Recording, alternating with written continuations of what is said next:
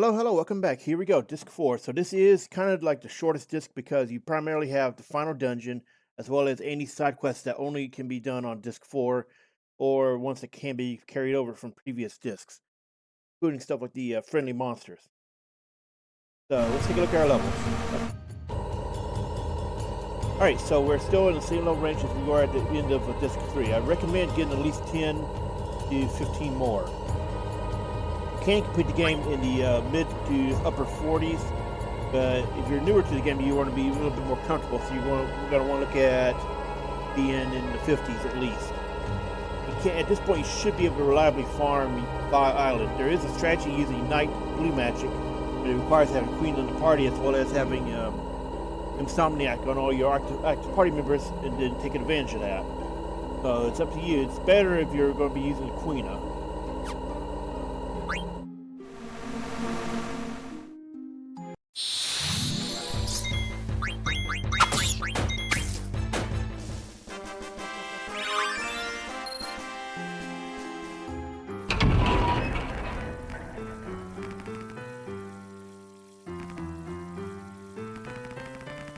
Alright, so now Disc 4 Treno has a new arena fight you want to do with Diner because it's a behemoth.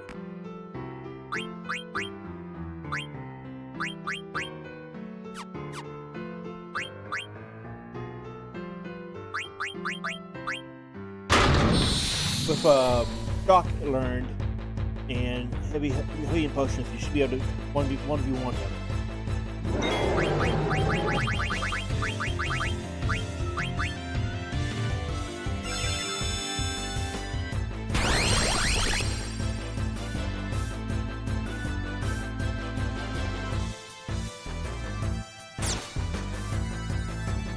Note he hits hard, even with armor.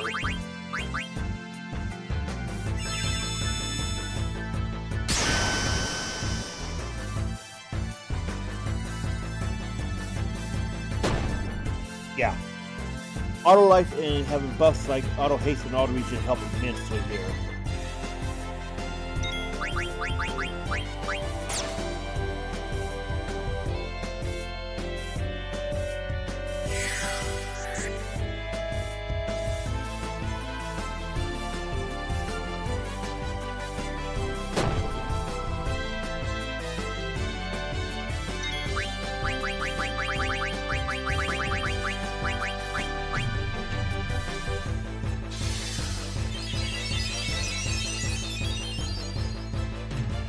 But you notice you can use the same strategy that we did on the Griffin.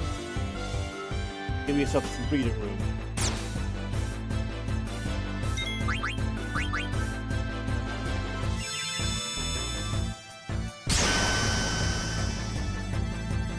So because we've got to equip our Ragnarok, we are doing lowest damage. So now you know it's strategy.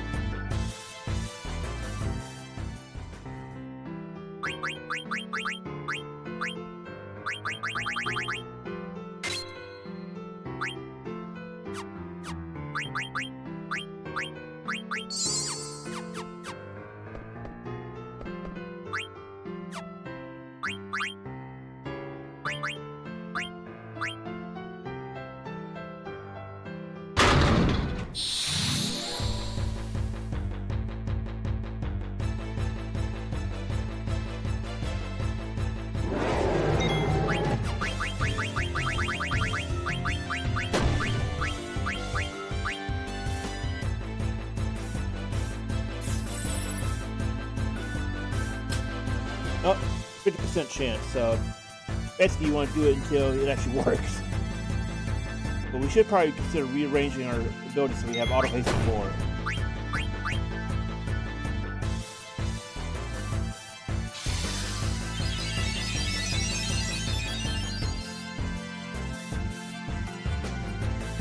Damn, dude.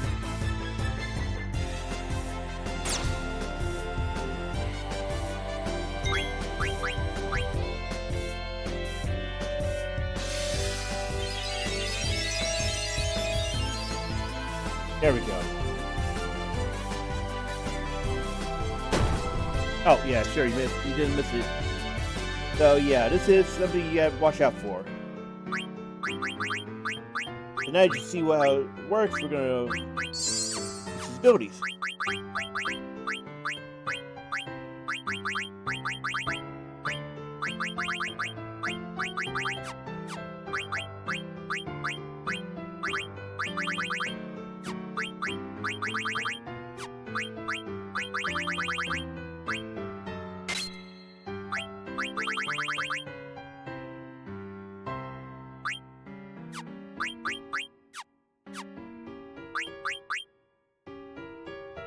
Sadly, we don't have rebirth, fully unlocked on it, so we're gonna switch to running shoe. If we have any spare.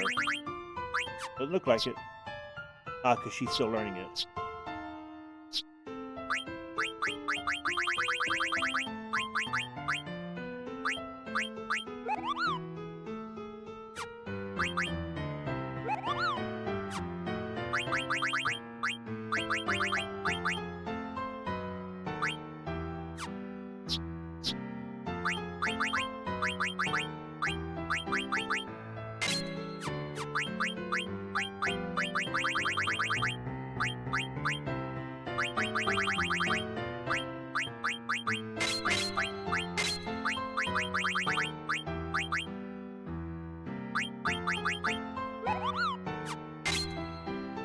That might make a key difference here, because it should work even if they miss.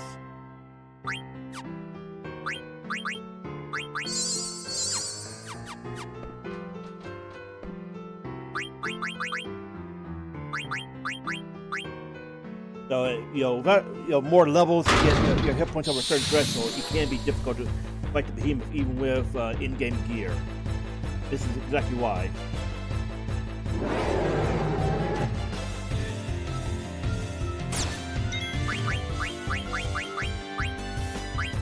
And there you go, see? Counterattack. Where's that pin?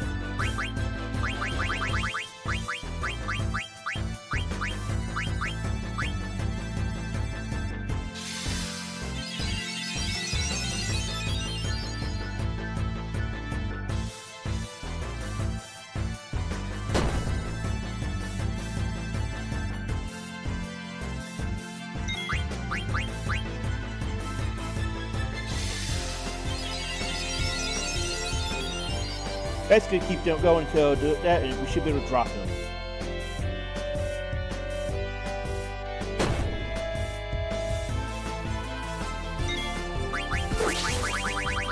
Keep between shock, counterattack, and any poison that you get off. You do a lot of passive damage.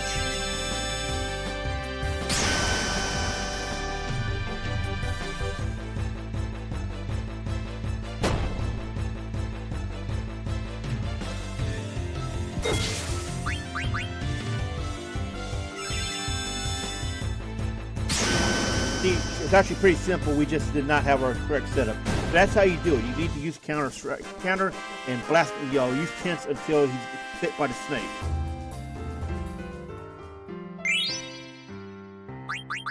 And reward a circlet.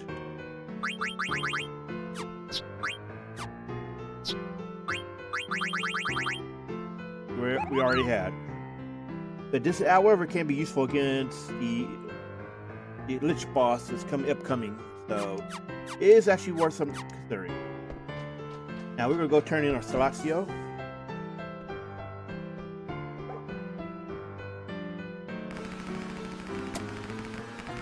Oh, actually, we're gonna check out the see what's here yet. Okay, magical. Yes. Okay, so we're gonna grab the magical fingertip over here. Yeah, plenty of money. We're gonna buy out some of these, just get them out.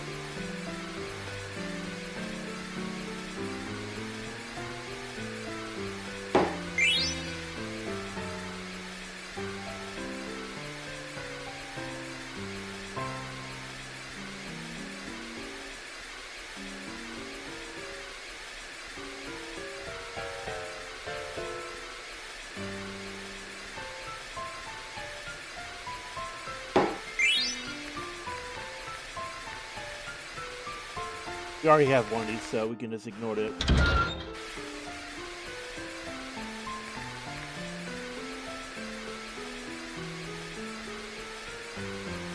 We're just gonna buy these out.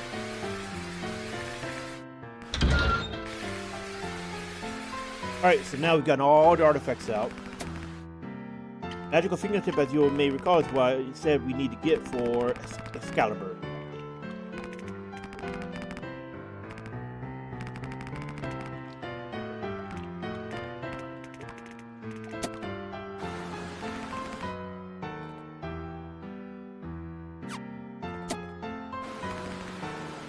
Alright, just making sure.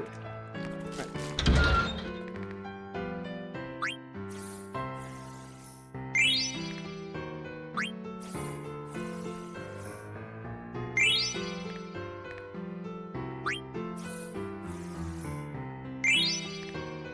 Not be missing any of them. We'd be collecting along as soon as we could. And there we go. So this is the finale of the quest. There's actually a 13th, which is actually a reference to how these zodiac signs were handled in tactics. There was a 13th one that only existed on one very specific encounter, and then later. They included that as part of Release in general, with Zodiac being the 13th sign.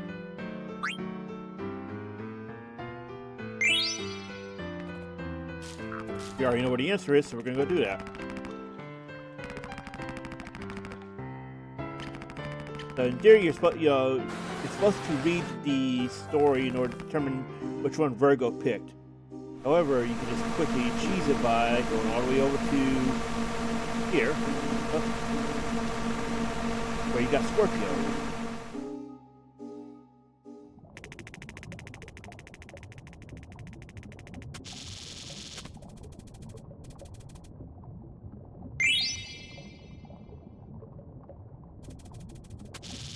What could have been interesting is if they changed it between games. Okay, I should explain what I mean by that. Let's say you play the game once and it is Scorpio that Virgo shows. Now let's say we play again and it changes to a different answer. That's what I'm talking about. They could have done some seriously interesting replay value on this. By instead of it being hard coded to be always to be Scorpio, that it could be Aquarius, could be somebody else.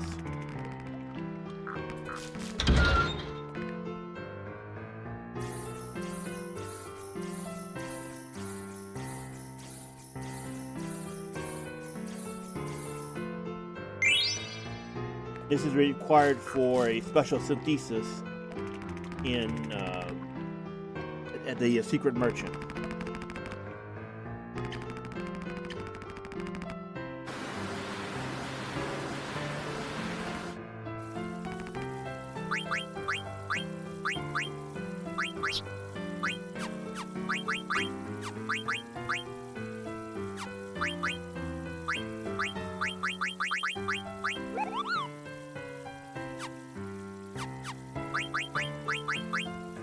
Wait, why is our order? I just noticed it messed up. What?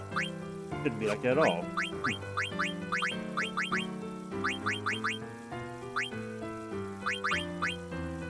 Now you have another Rebel Lords. If you're having trouble with keeping that in rotation, now you have less of an issue. And this will be useful against upcoming boss.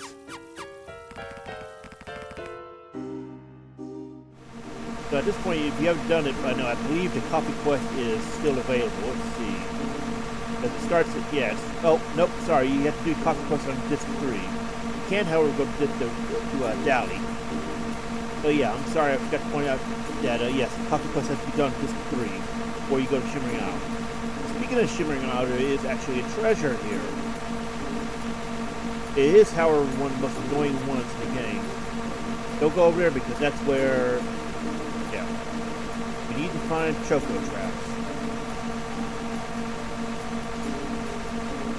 Remember, you can land anywhere except on top of forests with invincible, so you can have much better choices of where you want to get on the Choco from.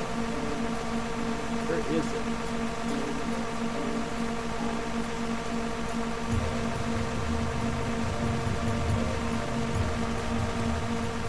Oh, we just got to go all the way back to where we last covered.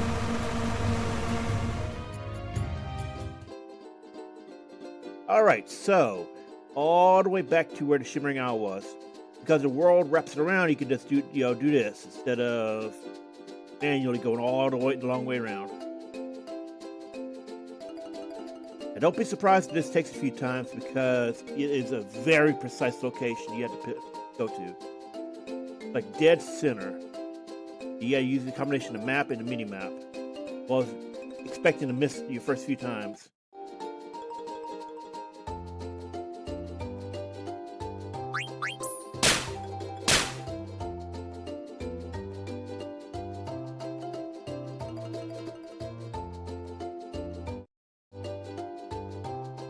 Okay, we're not in the right spot.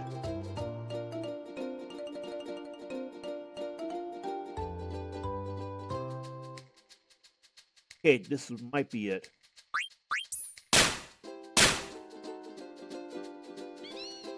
Don't be surprised if it takes a few tries. Again, this is a very precise one.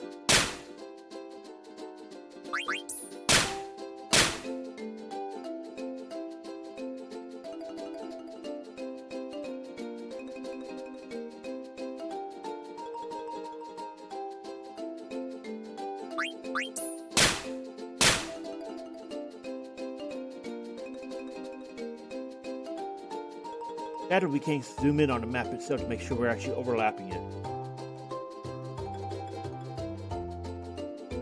We kind of have to guess.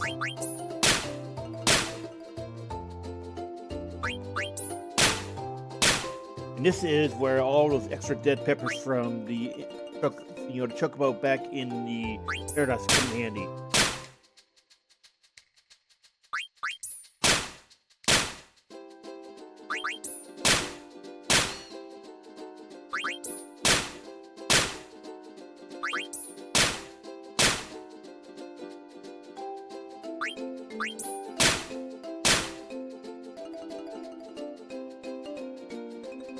Okay, we moved off to the left a little bit. Let's see if I can find a screenshot of it, because this is a very precise one. And it's much easier to look up a screenshot than it is to actually try to find it on your own. It is so much of a hassle otherwise.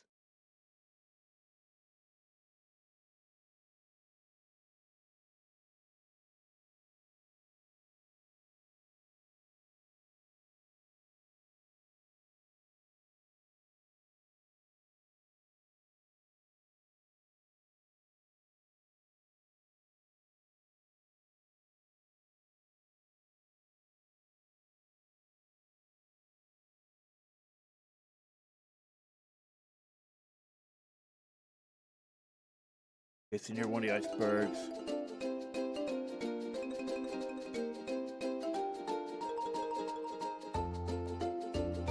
This might be it.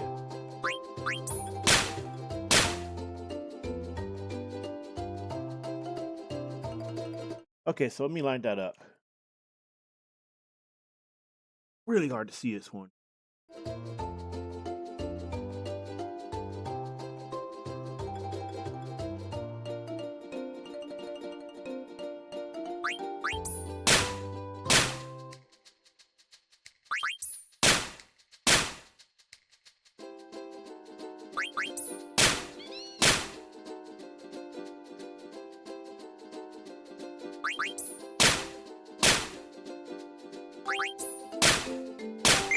There we go, finally. So yeah, expect it to take quite a few tries.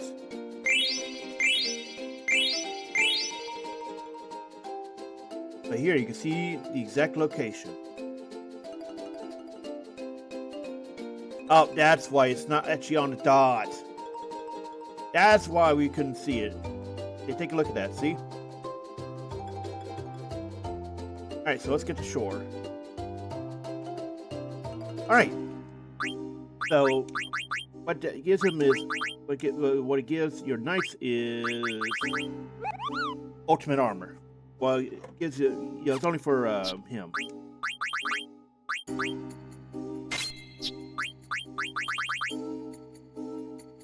So it's the ultimate armor for Steiner. And it teaches him 20% hit points, which is a really good one because it means we don't have that on him anymore.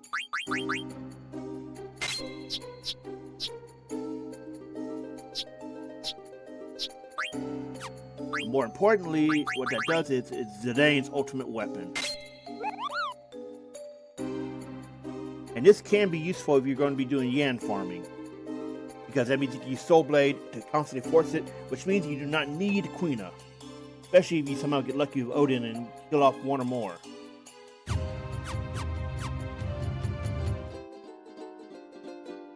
So while we got Choco, we're going to run over and unlock Mognet.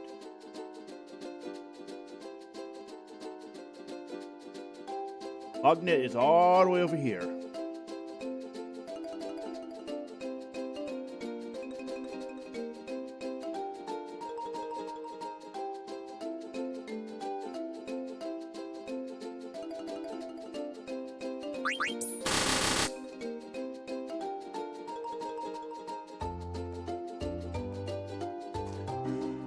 Let's turn off speed, yeah.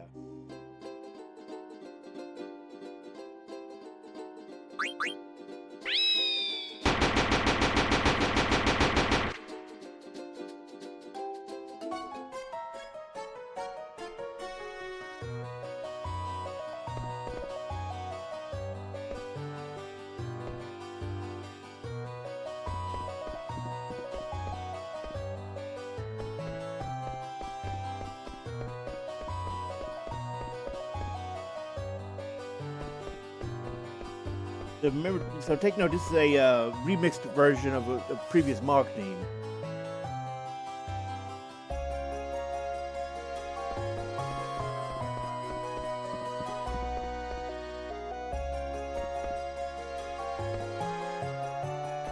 In order to start the quest, you can do this on disc 3, but you can also do it on disc 4. You gotta go back all the way back to Kupo in Alexandria.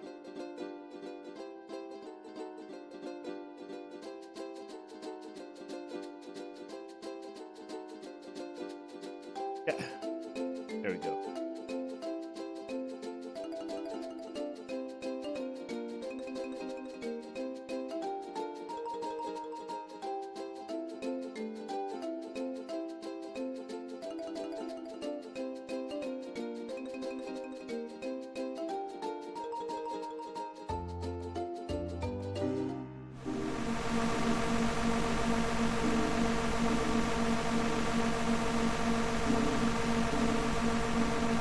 Now, at this point, you do have a decision to make. Either go and farm, get your levels up, or you can go straight for the end game.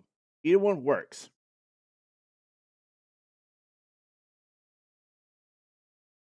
But I strongly suggest, especially if you want to do the side quests of Ozma and Quail, that you need to grind. You need to get your levels up to 50s, preferably 60s. Then you can make your decision. Not to mention, for Ozma, you need to do the friendly monster side quest, which at this point is fully accessible. Otherwise, if you don't do it, then your melee can never auto attack him. Not necessarily bad, because you can get around that by using abilities like Dragon's Crest, Dragon Breath, Shock, and Thievery. So you can get around that. But for now, honestly, we're probably not going to include Quail and Ozma fights, because they are wholly optional and they mostly for bragging rights and achievements. Because Ozma at this point does not drop anything that is not necessary to win the game. Quail is an optional fight after you've unlocked all the frog catching rewards. You use the final challenge, gives the ultimate weapon for Quina. What we can do is just your own story.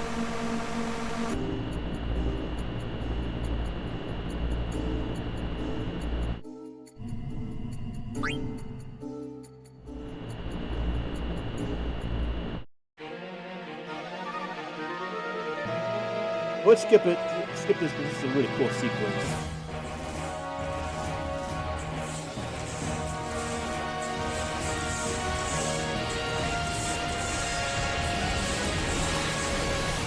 It should be noted this track got remixed for the third and final Black Mages album. The songs are really good one too, so a good remix.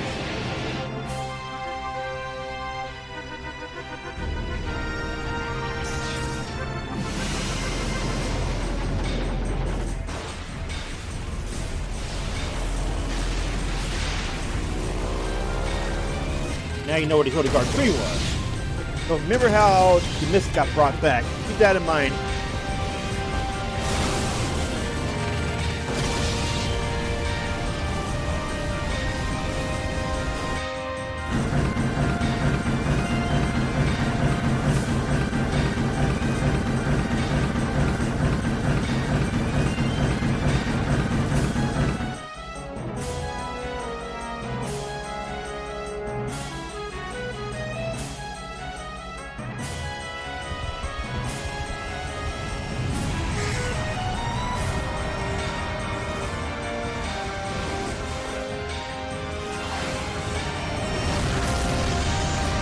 Remember what I said? Yeah. Not only were Limblom ships working against, so are Alexandria's.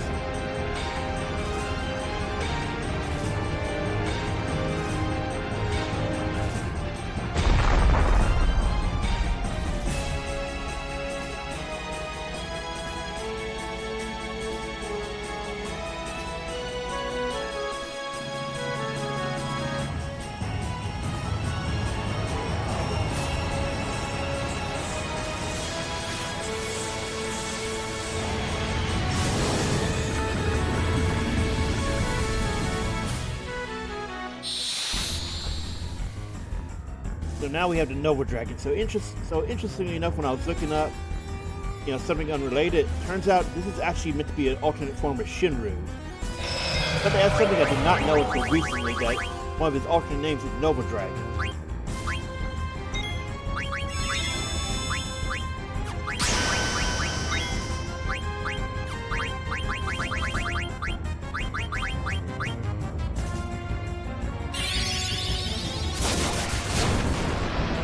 This is a boss that would, if you have an anti-wind up on, yeah, good time to use it.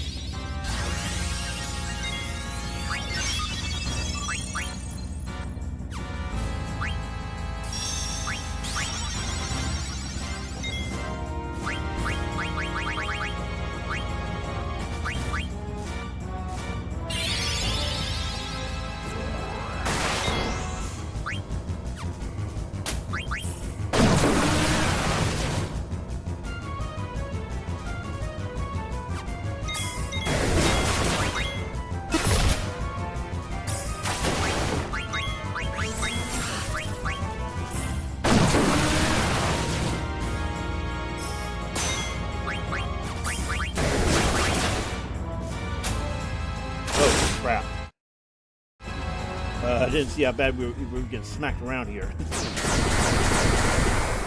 That's on me for not paying attention. Make sure to keep hit points up.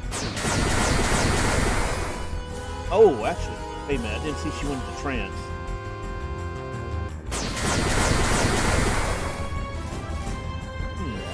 That's usually low damage.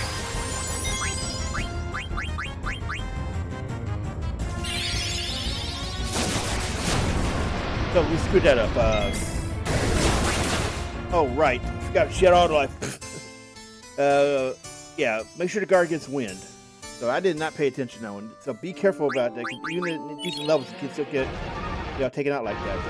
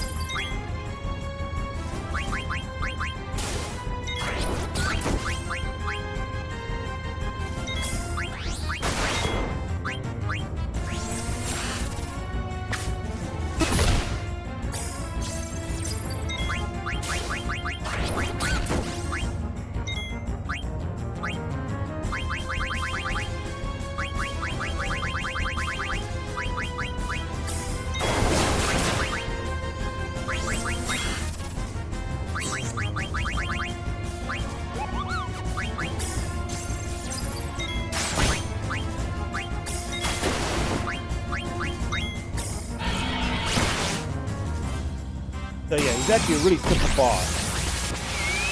We just screwed up. Right, keep our hit points up.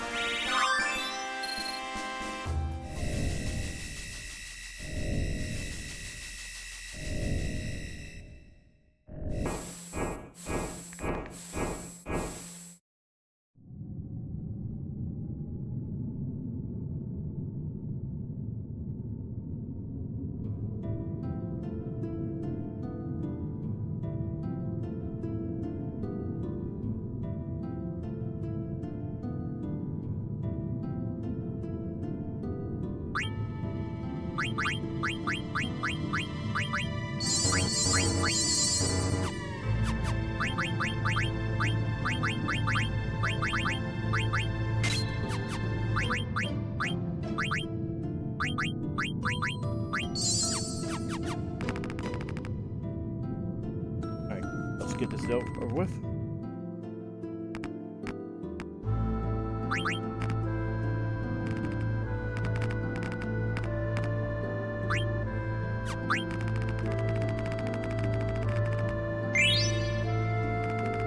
And there are some hidden items you can find here.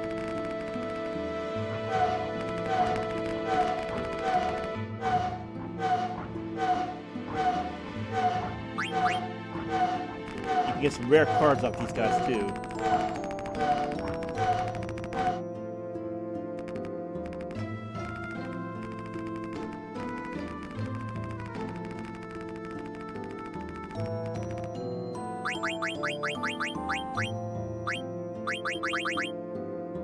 So Kane's Lance will teach you a lot of very useful abilities.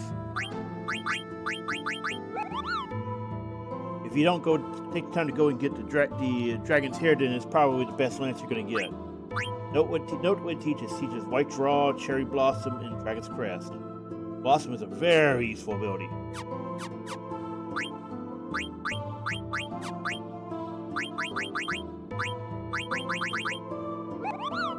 And this is the ultimate armor for your heavy armor wearers.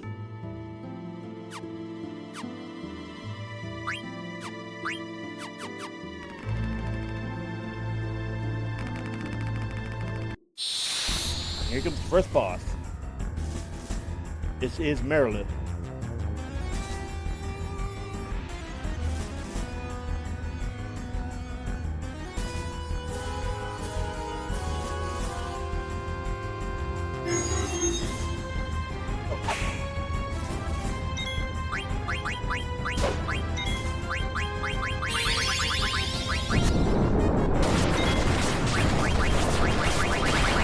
Expect to guard against flame before coming up.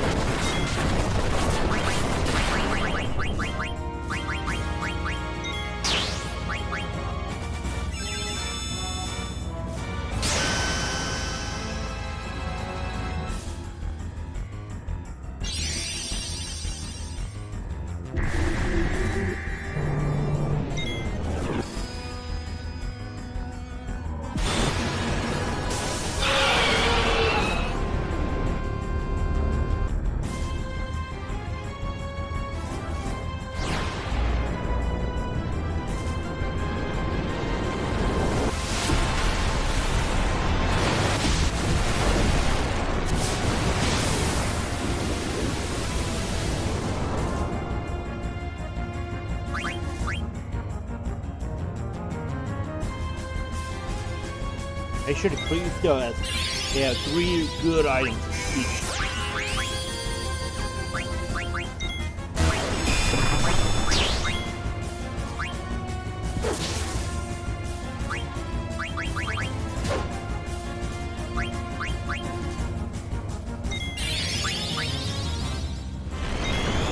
This is a boss we consider having much like anti-muscle bomb, which is,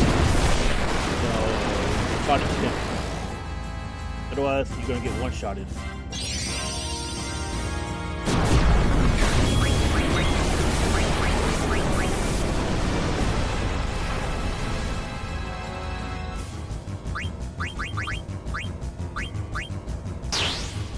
Oh wait, jumping. Notice that? That can't be right.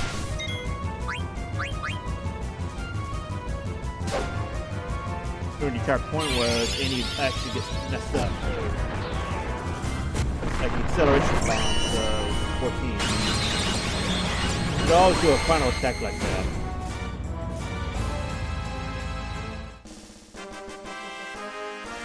And you can use Freya to dodge it.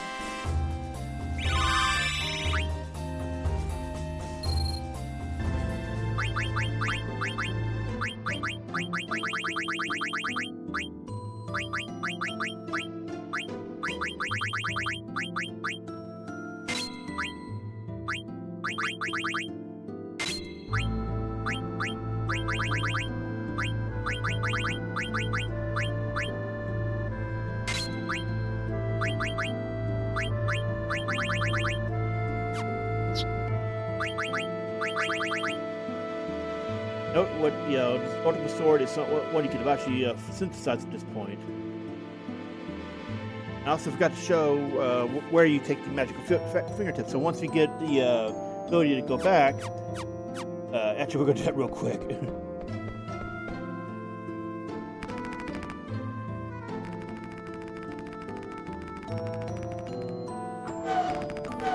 Fortunately, because of the speed boost, it takes no time.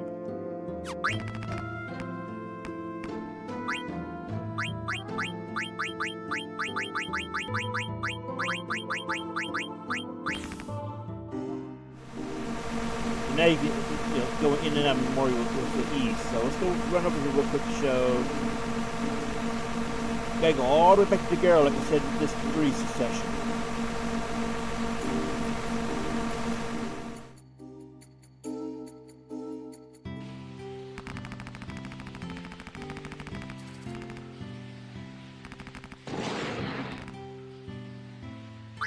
Also, I was wrong. You can straight up buy it. So this is the one that teaches one of Beatrice's skills. I'm gonna do that.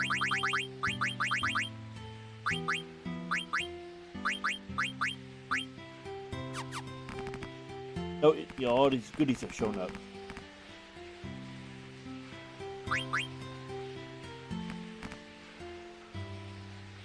So if you talk to him after it instead of before, you can still skip that. You can skip that step.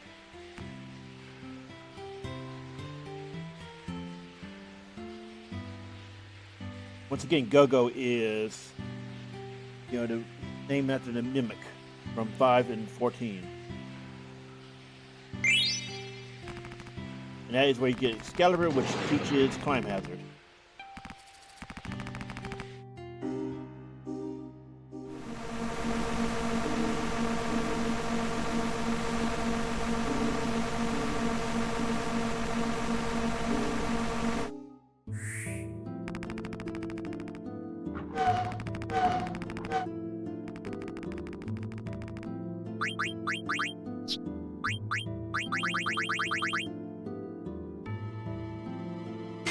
And if you don't take the time to go and get either Excalibur 2 or the Ragnarok, then that's going to be the ultimate sword for Steiner. It takes honestly do Chocobo Hardcore. It's amazing, so much fun.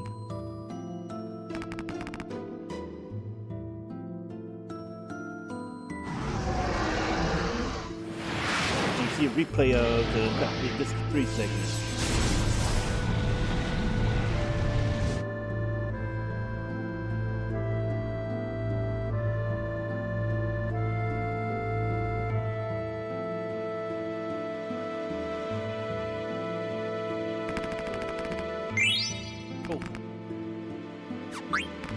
went by a little too fast. You got to look in our inventory.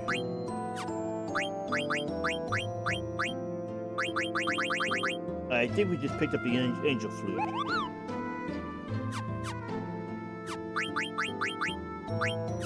And Ico's on the party. Let me double check that.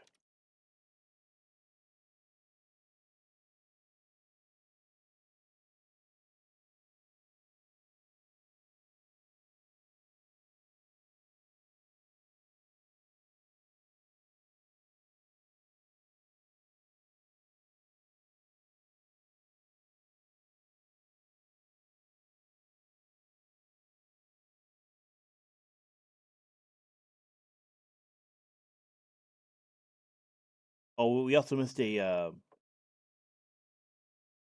an item back in Recollection, which is one of the previous areas. So we're gonna go back real quick and get it. Yep, it was the angel flute.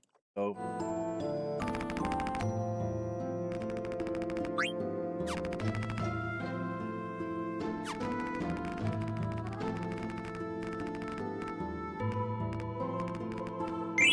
there it is.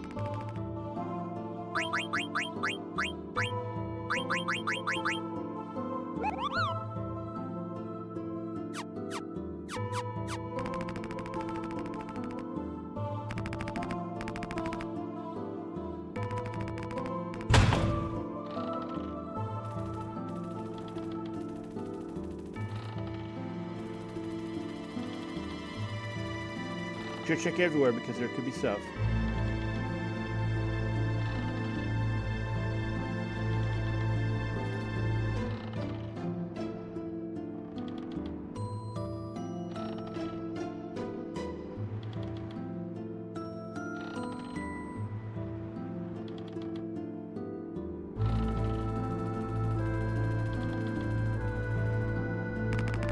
This is one where you want to equip anti-wind because you are about to fight Tiamat.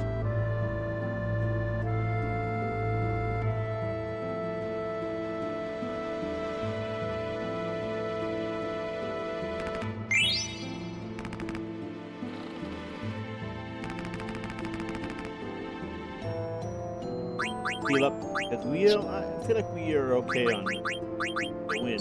We'll drop her pretty quick.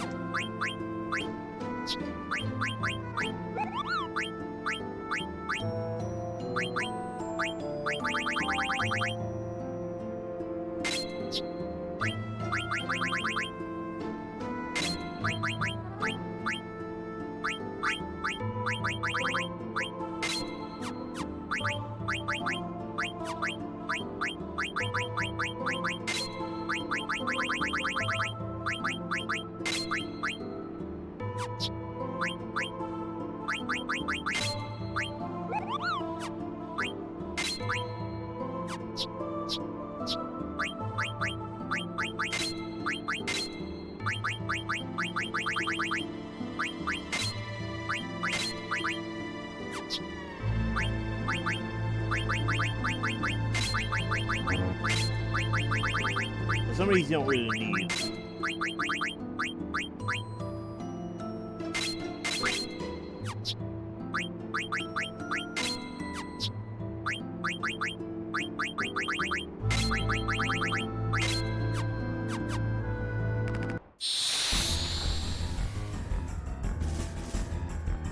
You know, it says Maliris here, but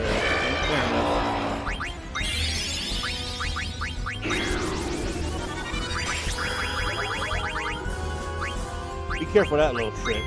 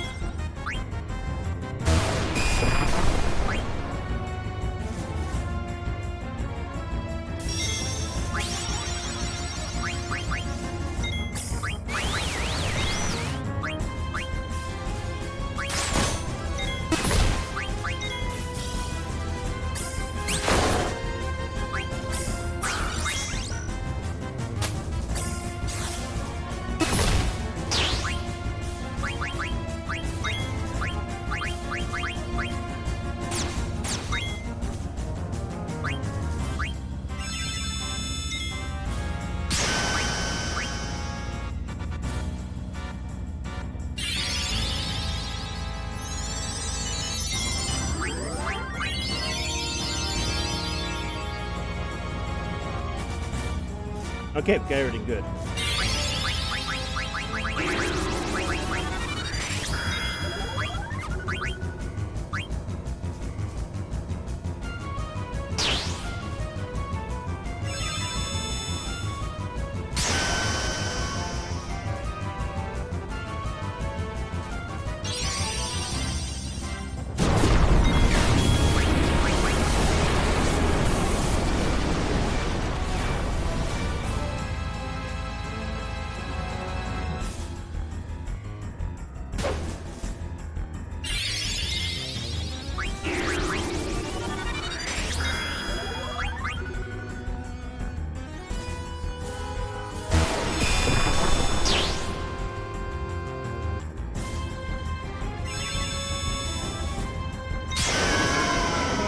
Easy peasy.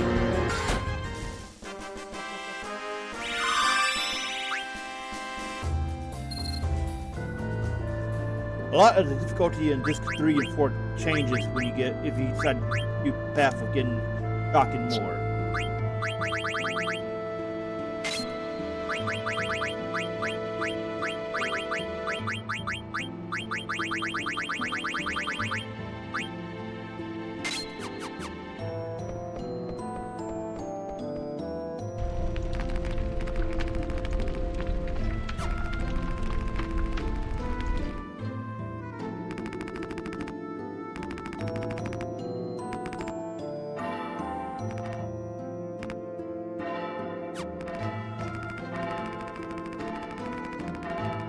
There was another item right around here. Let me see.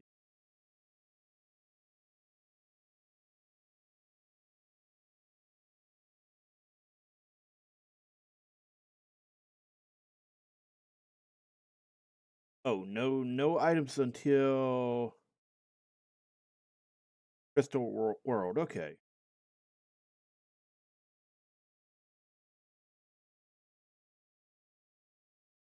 We're not missing any, but we are about to see the optional boss.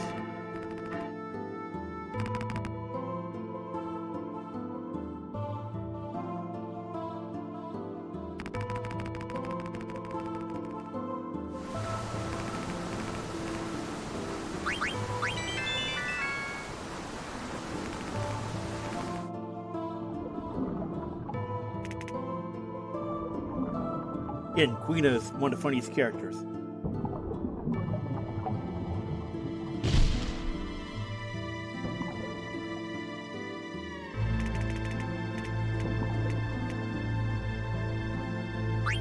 We're gonna want to consider equipping Shadow. You know, stuff that absorbs or otherwise, yeah. Got you immune.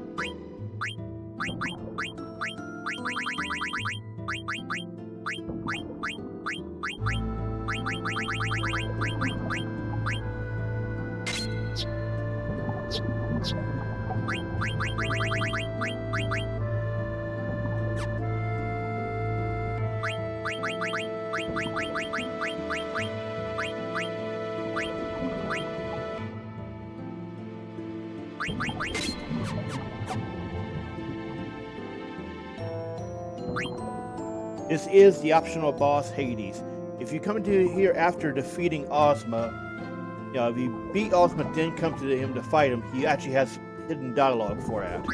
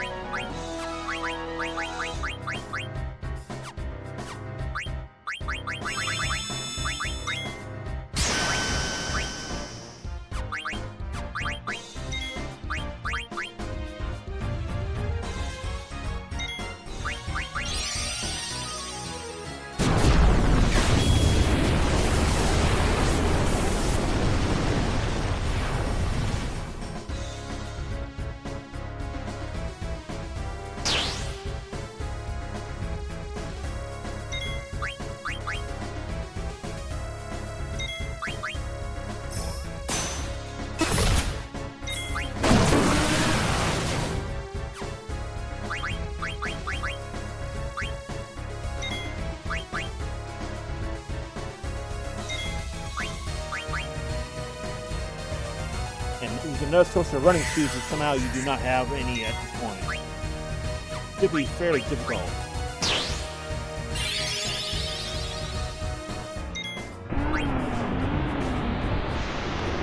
You may want to guard and get stats fixed as well.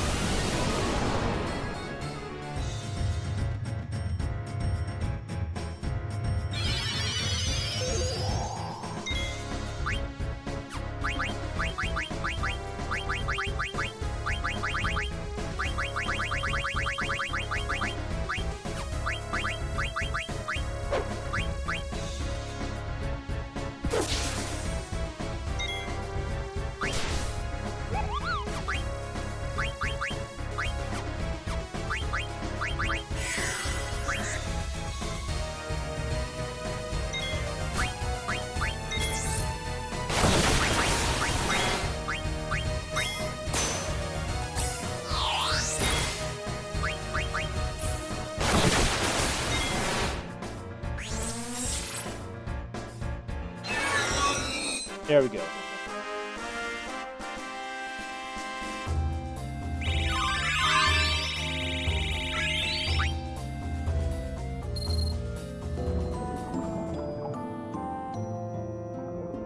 And this is where you learn Arc, which is only unlockable on Disc 4.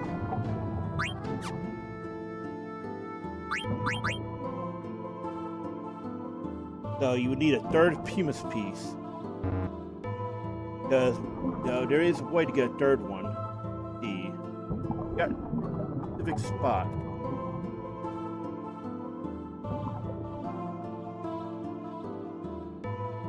Oh, that's right. You steal it off Ozma. The one comes off Arc. Another comes off the Chocobo treasure, which is how we got our 2. Third is off Ozma, so you can't get a third one. You would only need the third one if you wanted to learn Boost or Ico and Garnet. There are 4 ones, which is interesting. Ah, that's it. So you can get the Pumice piece back if we messed up and did not unlock, Boost yet. That's the 4th source we had, but you have to have the hammer. If you do the hammer, then you sacrifice the bonus scene. But you can also synthesize save to Queen at this point. And this is why you want to hold on to at least 1 javelin and silver gloves set. At this point, it's only a trophy item because you cannot actually do anything with it. Again, only Beatrix could ever equip it.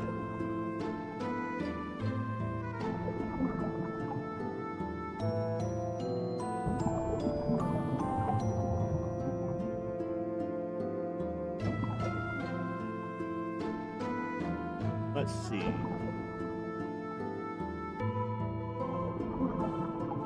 It's basically, it's only here for completion's sake to say you have it. So. Now the hammer, on the other hand, does actually factor into, the end game.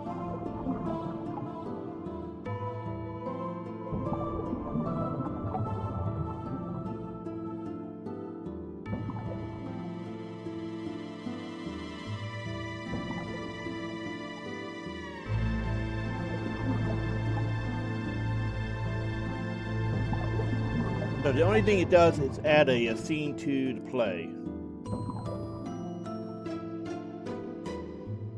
which is seen in the in-game sequence. You can get rid of it for the 10 armor, which is his absolute best armor. So let me look it up I don't want to sacrifice it right now.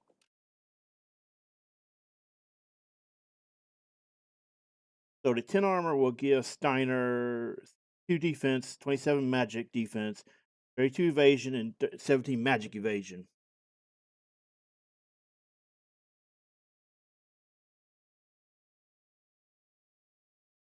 So it gives him a incredible amount of damage. It is considered his best armor piece, but at the same time, if you're doing all the side quests and such, you're going to have Maximilian, you're going to have Grand Armor. You're better off just using those.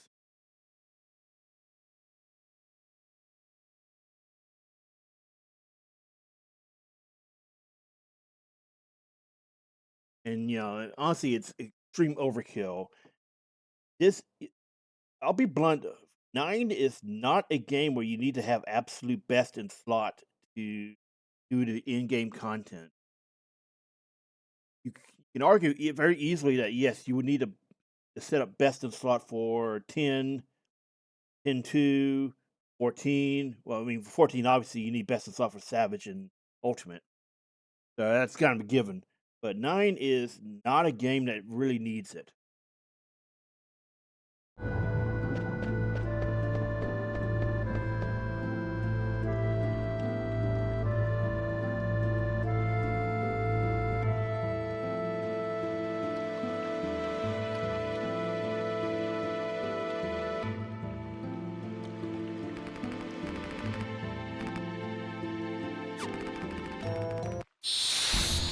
Here's Kraken.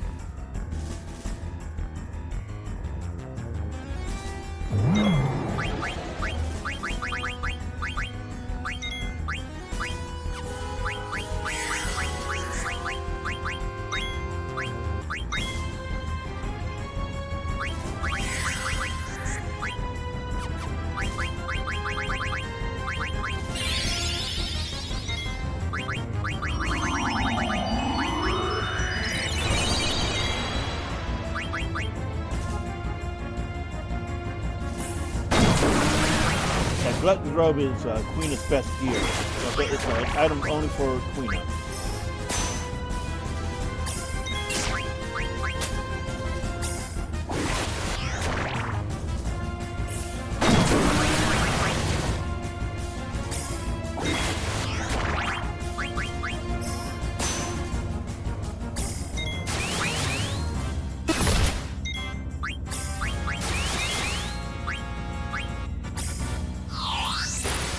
Taking her sweet time, isn't she?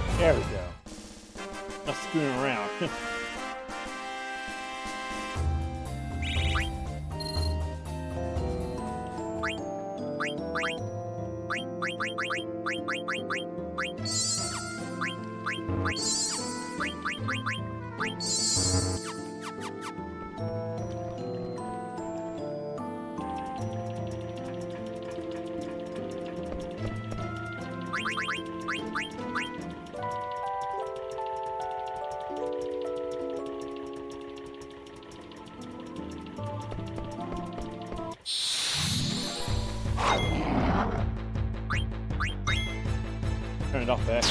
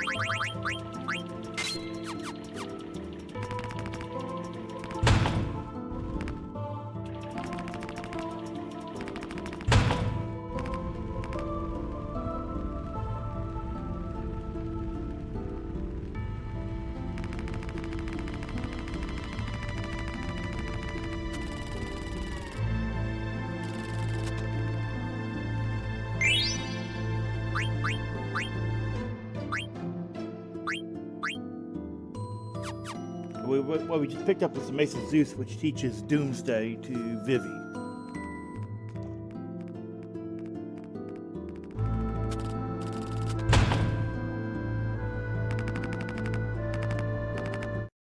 So let me see. This should be the spot where we actually see the Excalibur 2 if we got the time limit.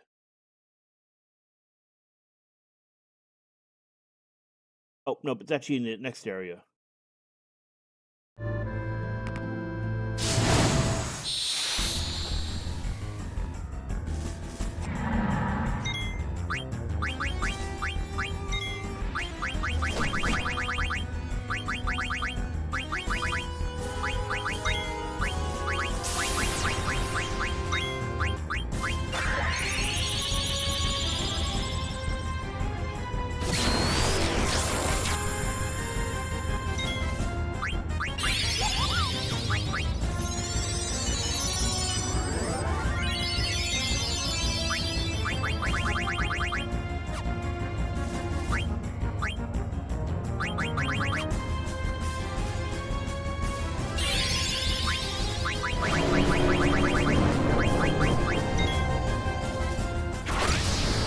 So note, he likes to do that.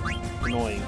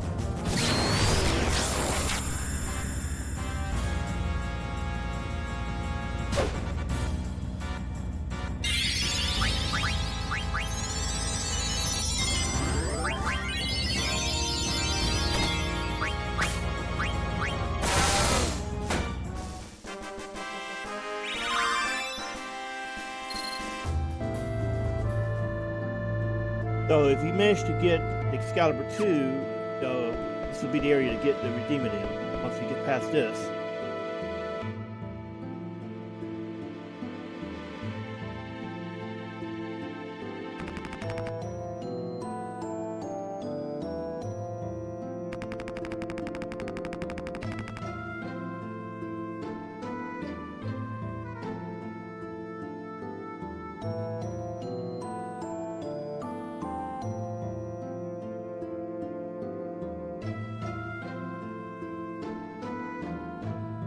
I feel like this is an early version of what Ubisoft will explore with Assassin's Creed and the idea of genetic memory.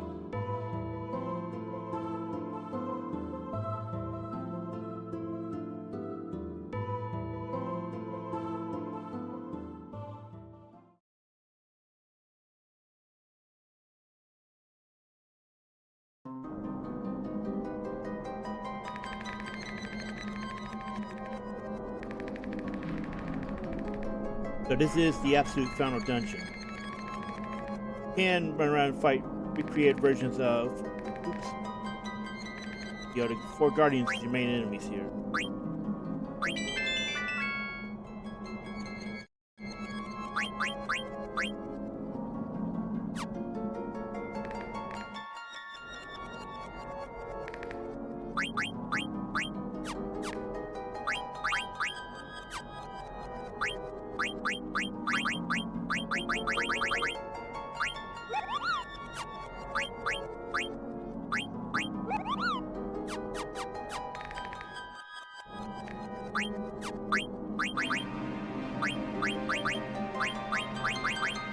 We're just going to do this in order to show what these new items are. That teaches Doomsday. It's effectively his ultimate weapon.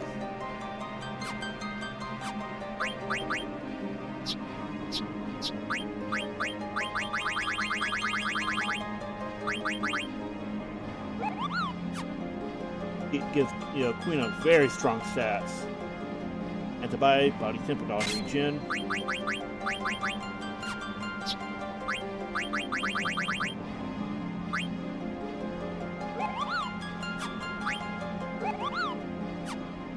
And Aiko gets access to Full Life, Dispel, Daraga, and Holy by picking up those special items, or those special flutes by stealing and finding.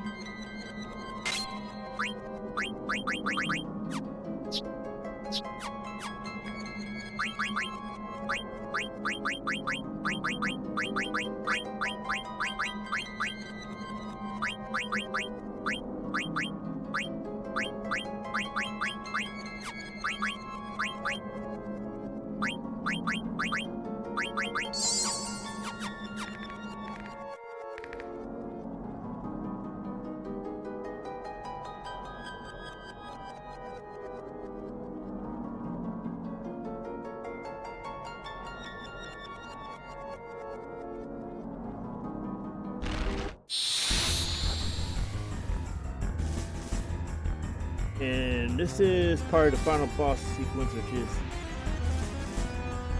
like, where did this guy come from? This Doomgaze reappears in 14, part of the Dunscape raid.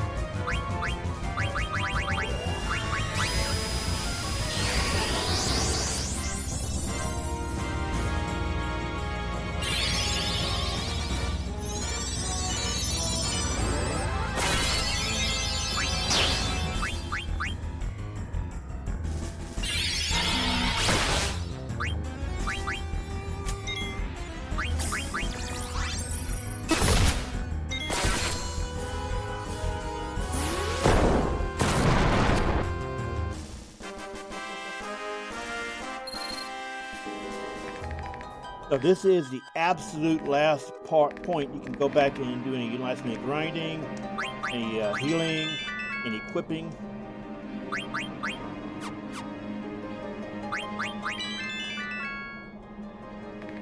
Because once you start the final battle, this is, you know, the two-phase fight. First the Trance Kuja, then Necron.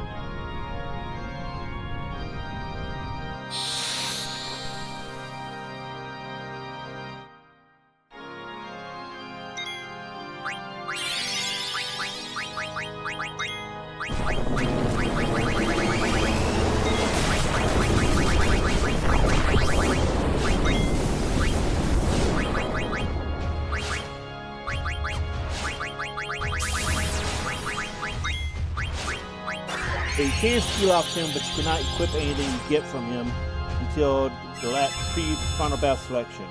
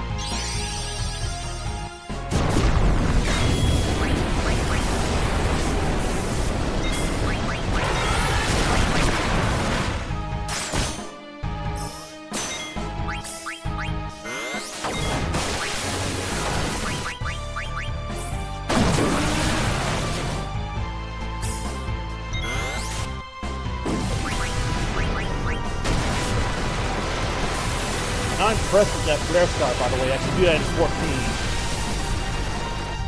You can do it twice over in 14, actually. You got the Lost Flare Star Boja, and then you have the actual flare star in level 100.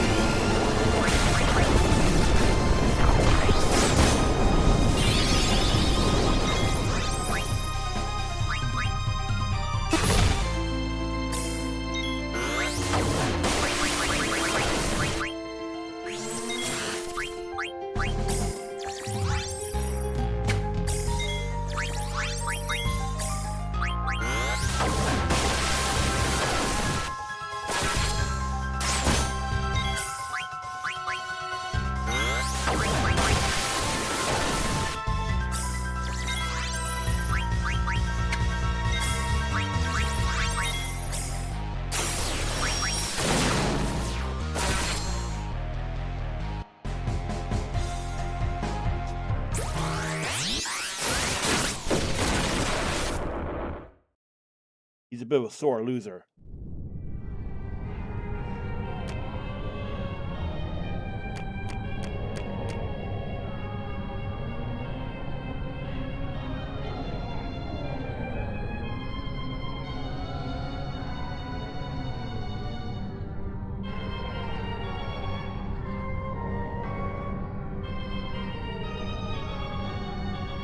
And here you select your party.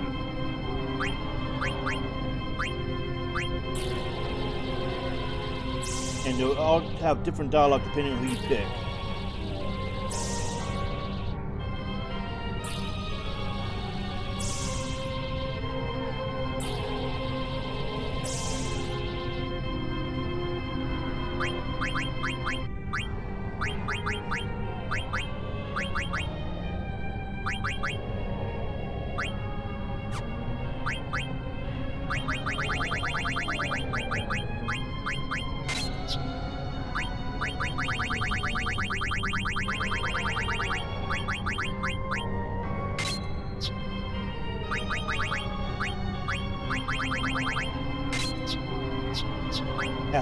The absolute strongest gear you have is spells equipped.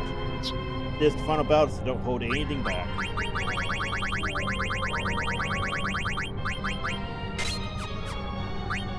You may want to consider stocking up as many side effects as you can for a defense. That's what we're going to do now.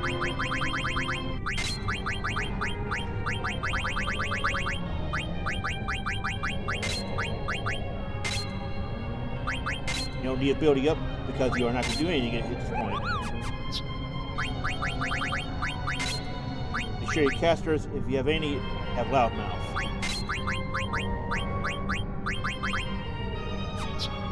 Prioritize auto haste and auto life if you're struggling.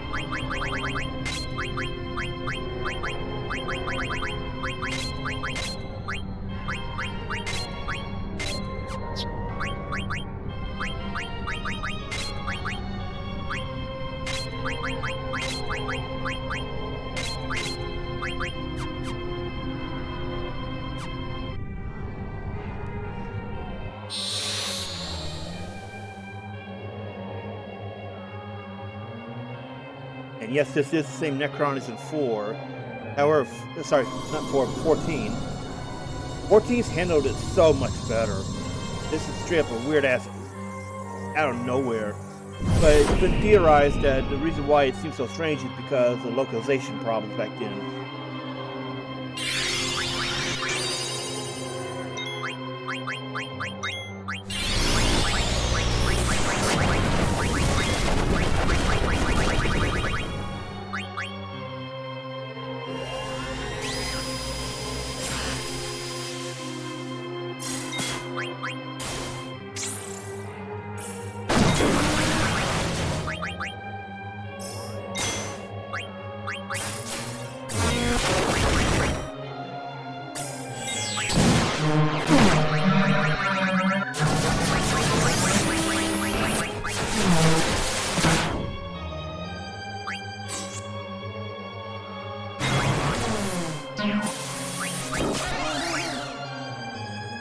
So yeah, this can go very badly quickly if you don't pay attention.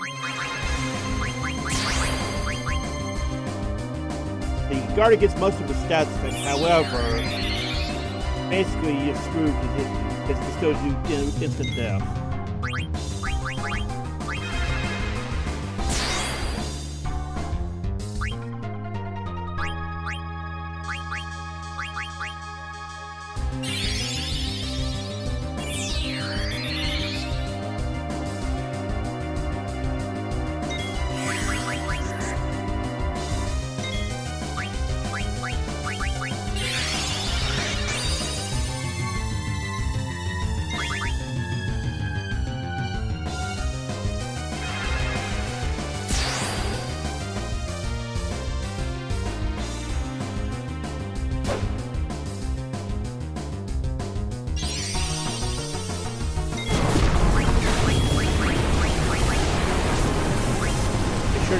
Everything you have left because there is, it's fun about it. There's no point holding back.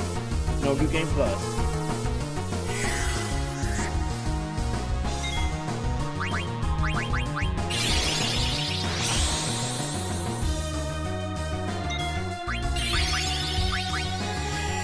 And this is his signature attack, and also the name of his battle music.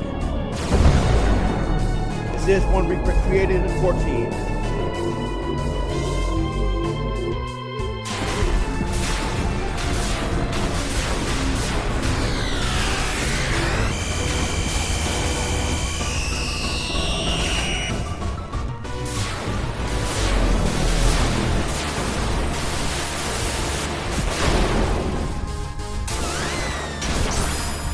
That's one you want to look out for because it can cause instant death, but it also causes stats effects.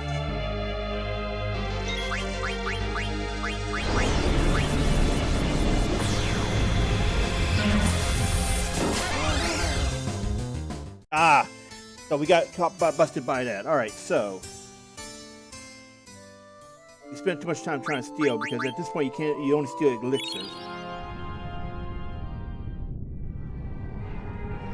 We gotta go do that pre-fight stuff again. Make sure to have anti-locomotion. Right, anti-stop via locomotion. I forgot he does that one, and it's actually pretty reliable.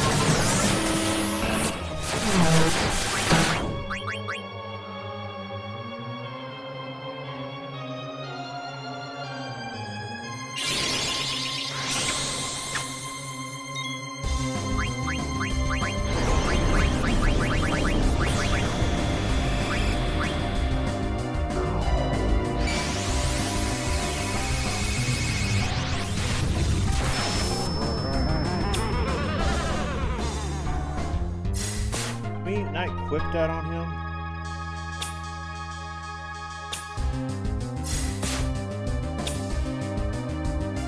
Peculiar. Oh, he's petrified. Okay, so I didn't see that. I thought it was locomotion. The locomotion will wear off one of their jelly. That's nasty. I remember that.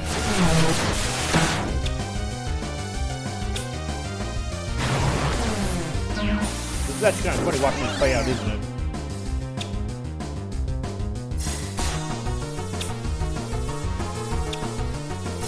The Berserk never wears off either. You have to use an item or a spell.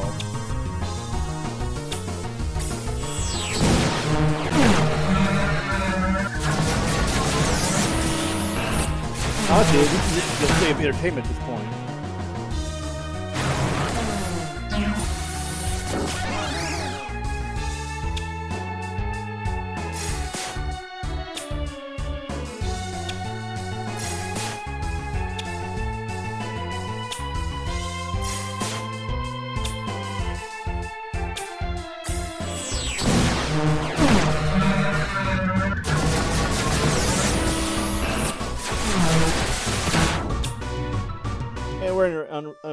Situation, so we'll just honestly, that's really funny though.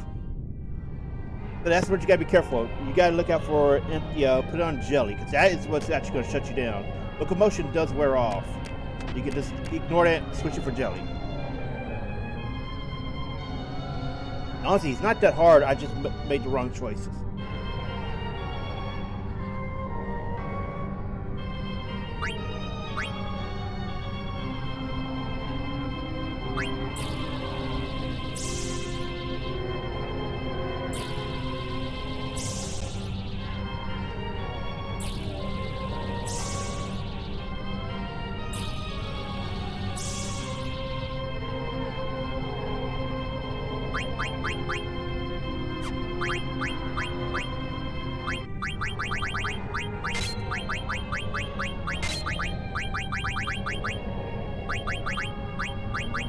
We never learned it for him. That's okay.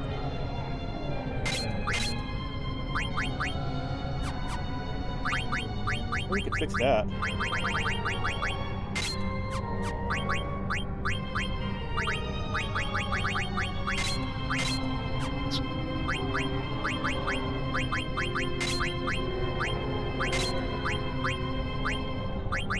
Yeah, that should keep most of the dangerous stuff off.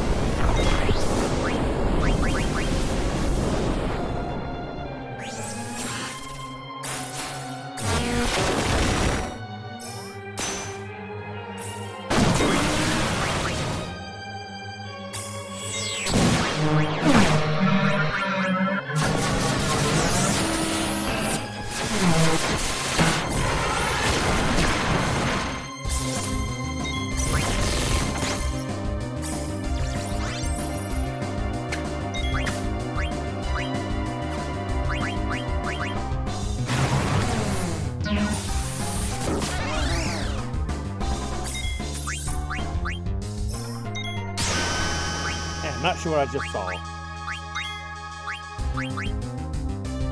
So you can be nasty with combos.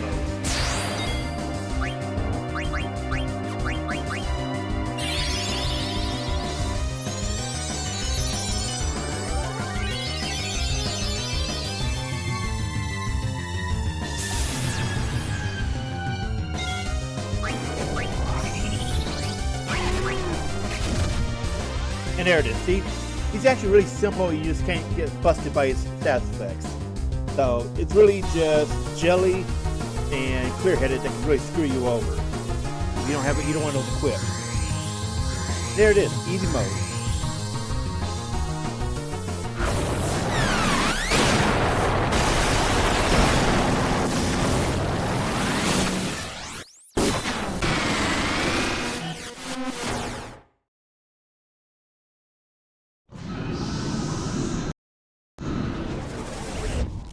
At this point, the in-game sequence starts. You go to credits.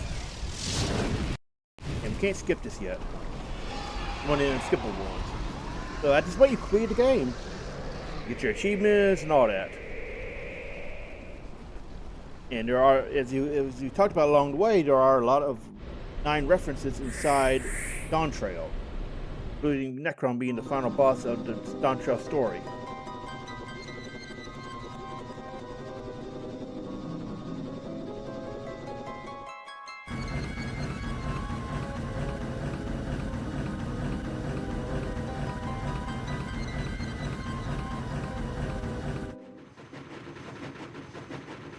Never really explained how she can hear him.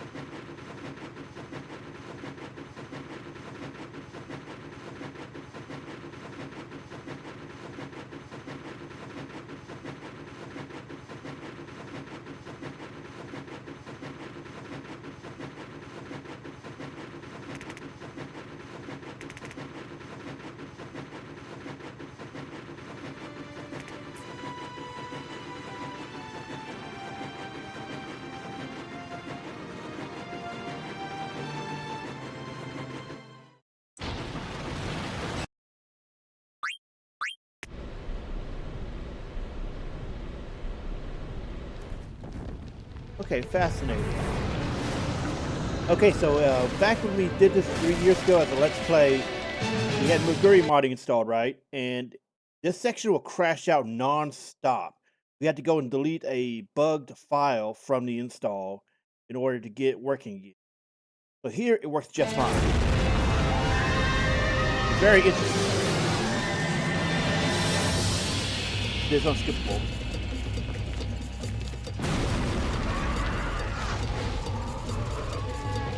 You can see with them blending FMV and 3 models, which was them pushing the PlayStation 1 to its limits. And this is one of many instances in the franchise where Final Fantasy really started becoming known for spectacles.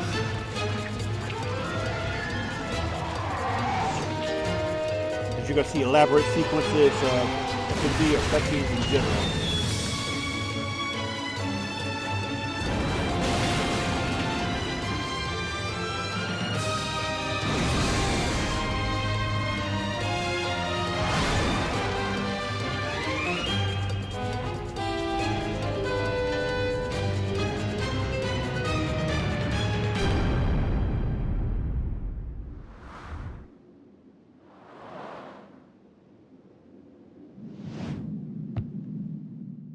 Somehow Kuja got all his clothing back, despite not being in trance anymore when trance destroyed it.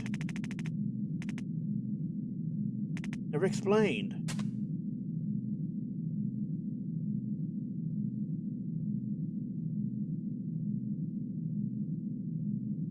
And it's not really explained how he managed to interfere with Necron like that.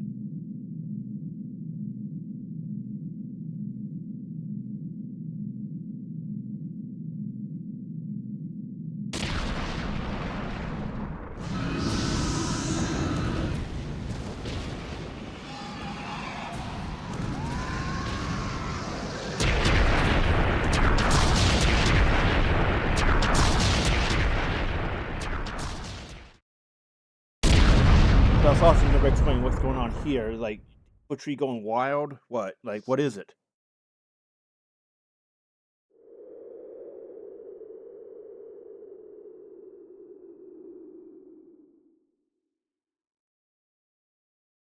Like, in theory, the infantry was probably dead by the time, Garland died.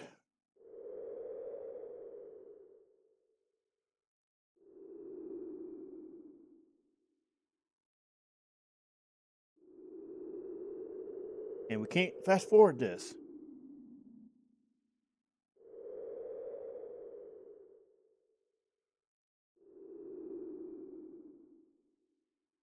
Come on.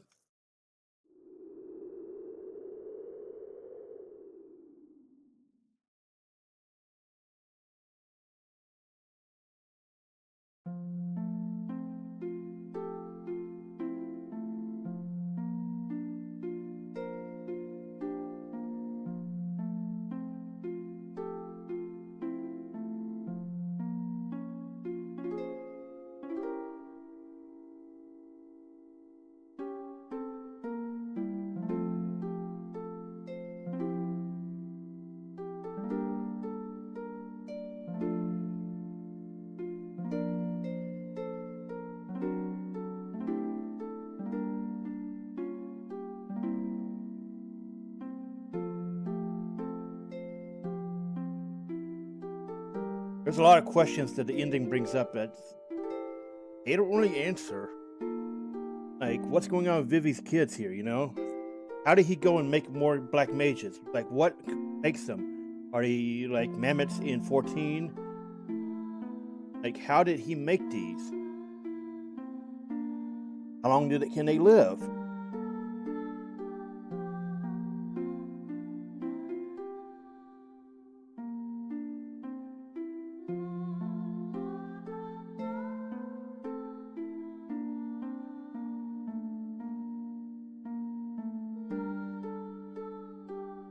And so I was talking about how you don't really see any resolution to, you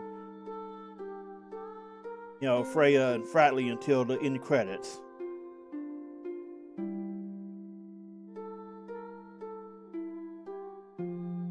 Also, Burmesia's reign has finally stopped.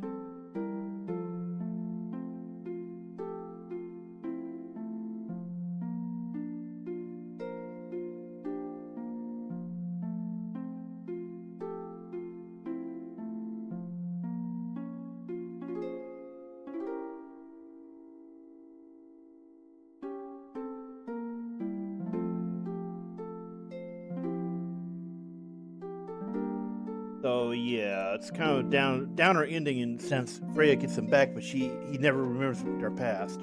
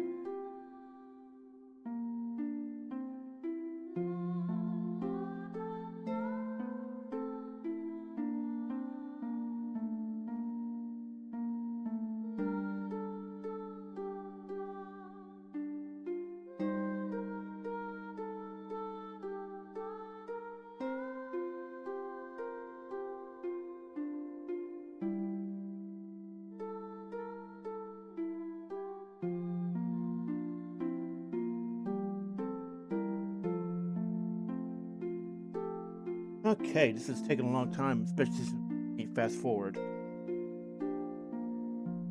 Basically, you end up seeing a recap of the characters into the actual last performance of I Want to Be Your Canary.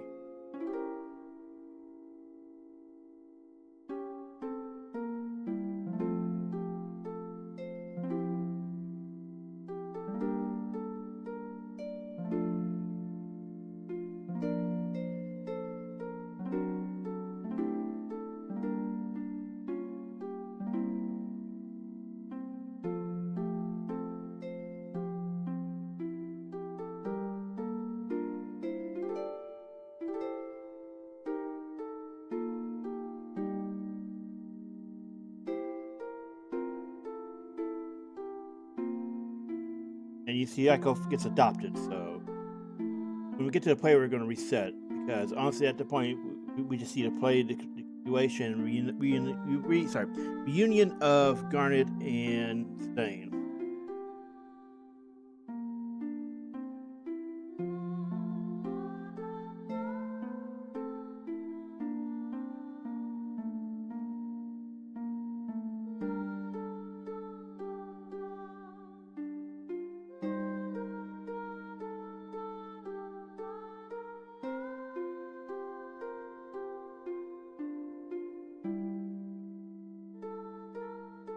You see, she gets her happy ending at least.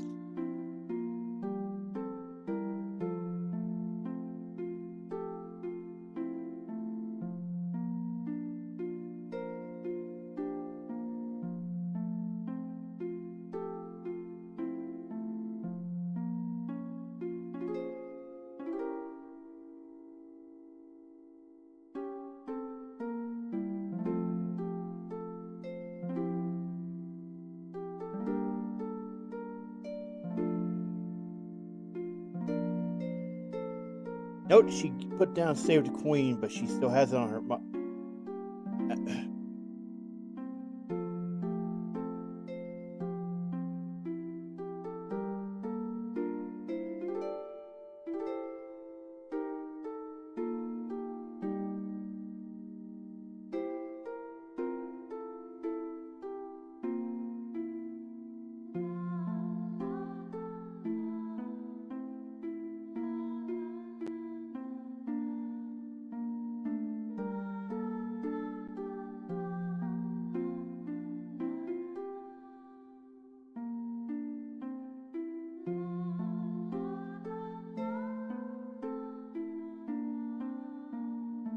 And it's implied the narrator is Vivi, the original one.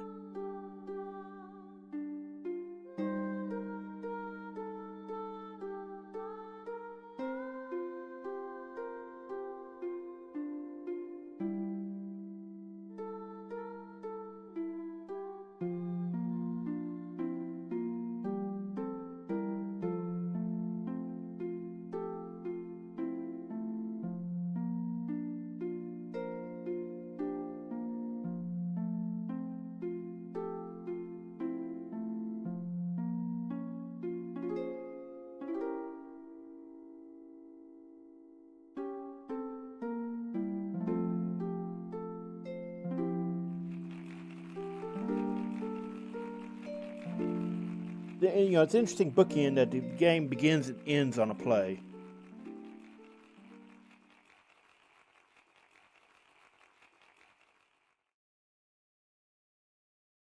Oh, we can't reset. Well, guess we're stuck into this, huh?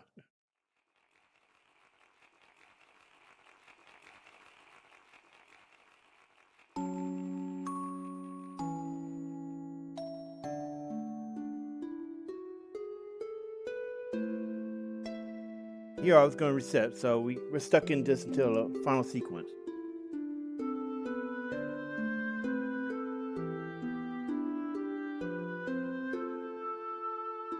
Interesting if we can use the A button to advance dialogue, but we can't use fast forward.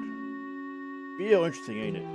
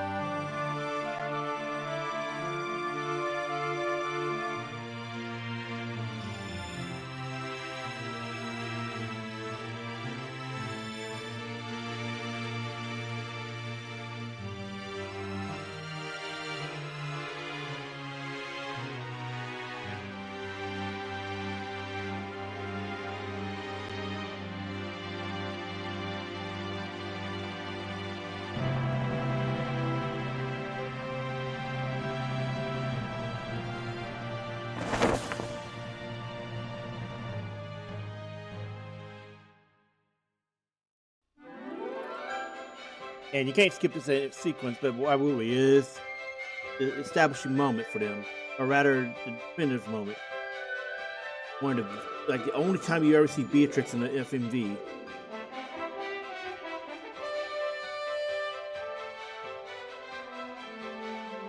You know, this is also where her portrait comes from too.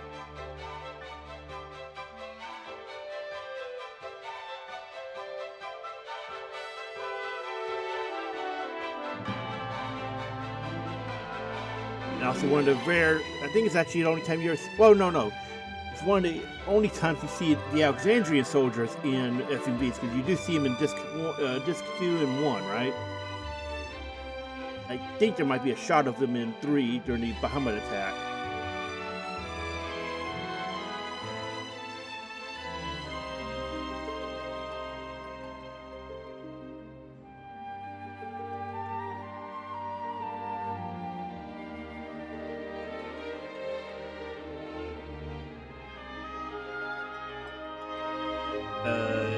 Just gonna leave it there? Do you really think your city's free of crime?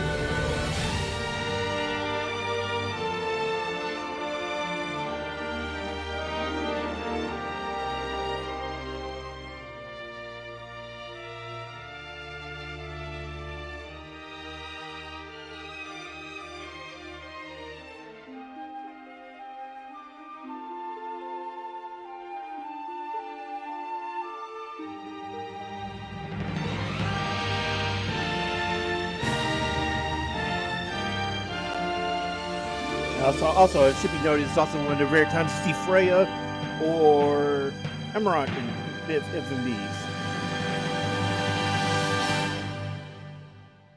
I forgot to talk about that his character back in the character overview when you see the name input for him. Yeah, that's a cut. I think did I talk about that? If I didn't, yeah, that's a cut one, and it's also in the box of the original PlayStation release. The jewel case, and nobody, I don't think anybody's ever found out conclusively where that was supposed to take place, what the context of it was. It would have been the only time he would have appeared in an FMV until the end sequence. Okay, so what we're going to do here is just kill the game. Yeah, kill the game so we can reset it. Because we can't get out at the point. At that point, it's just the credits.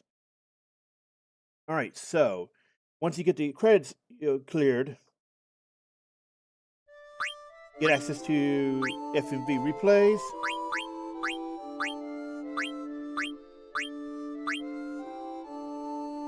And there's not actually that many in there.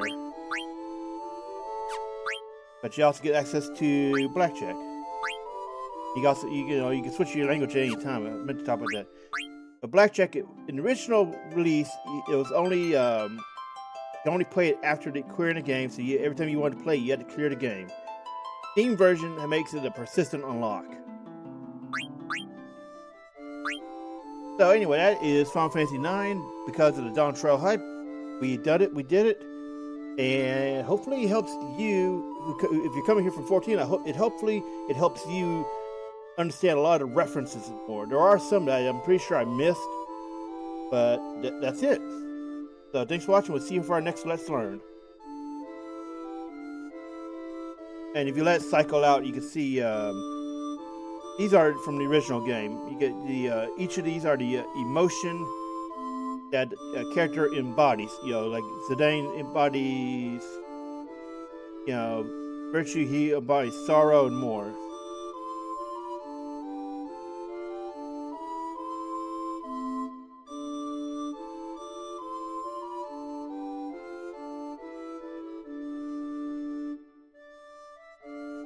Anyway, so thanks again for watching, and we'll see you next time.